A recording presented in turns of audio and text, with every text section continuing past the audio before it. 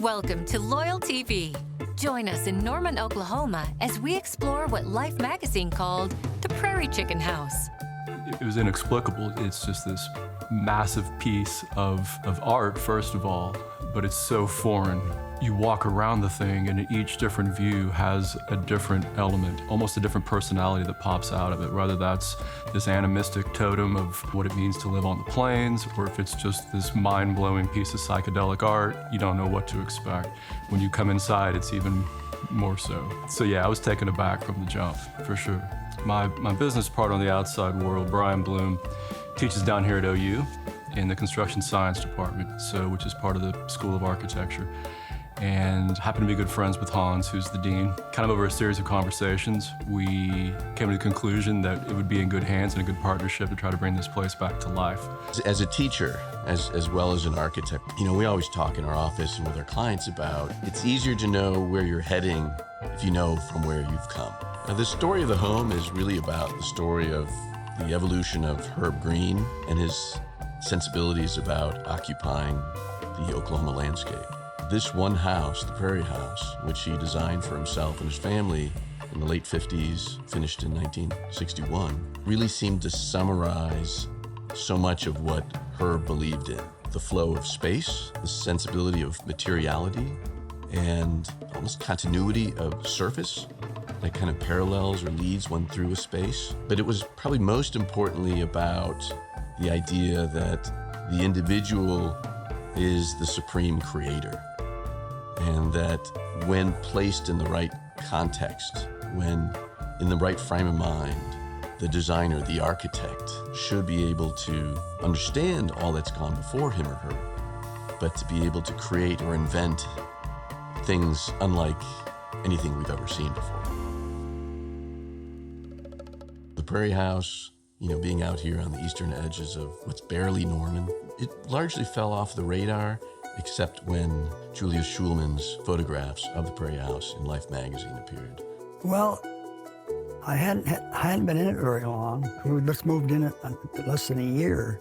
Somehow Schulman, the photographer from Los Angeles, was in Norman, and the student said to go out and look and see Herb's house.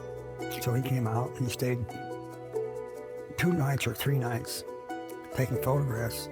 And he took them to Life magazine and they published it in their suite. And that's where that Prairie Chicken moniker came from.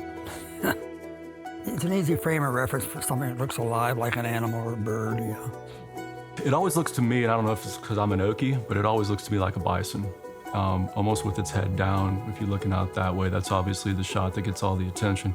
I come back to that every time. I understand the Prairie Chicken House. I understand how that came about. And when you talk to Herb and you read his writings, the entire thing was supposed to be pretty maternal and very protective, yet almost being birthed out of the ground at the same time. Well, try to get a sense of shelter, being tied to the earth and trying to free yourself from it in an inspiring way. Lift up and out. So we thought if we wanted to take it back to just being known as the Prairie House, where there's not that, we're not guiding anybody in a particular way of how to think about it, but rather come on out and check it out for yourself. We've got kind of a long-term goal, kind of a 3-phase project to bring the whole place back to life. In conjunction with OU, the goal is to make it an arts center of sorts where we want to have a sense of intimacy between the community and these makers and creatives. And houses like the Prairie House give us a sense of anchoring, right? Both literally and intellectually. They give us a reference point where we can truly say, okay, the ideas that we're discussing today are an advancement from where we have been before. I guess it's both literally and figuratively, the building's still evolving. That organic theme comes back again. One, physically, is we're going to put the thing back together as it should be. It's an important building, but it's also an important space for people to be. The fact that we're working with OU to do that, and it's an academic, educational component to the whole endeavor, circles back around to how Herb was doing it. He'd built this place with students and a few hired hands, and that's what we intend to do yet again. So if that evolution kind of swung full circle and then came back around to give it new life as something else where we're exposing it and preserving it as well for a whole lot more people to see, fantastic. That's what we're after.